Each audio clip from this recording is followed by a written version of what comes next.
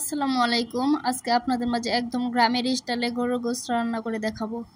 তার জন্য আমি নিয়ে নিলাম 1 কেজি পরিমাণ গরুর গোশত।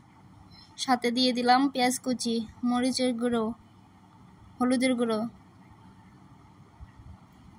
ধনিয়ার গুঁড়ো, লবণ,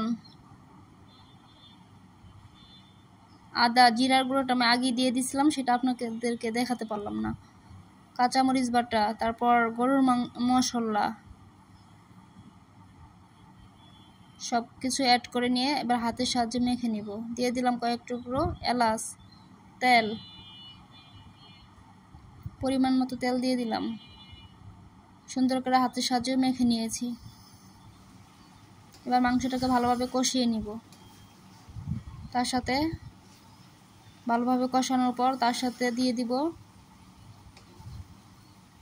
পরিমাণ মতো পানি। পানি দিয়ে আরও একটু কষাবো। সাথে অ্যাড করে নিলাম আলু।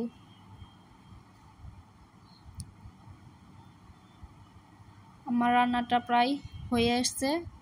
দেখেন, ঝটপট আমি গরুর মাংস রান্না করে দেখালাম, একদম গ্রামের স্টাইলে।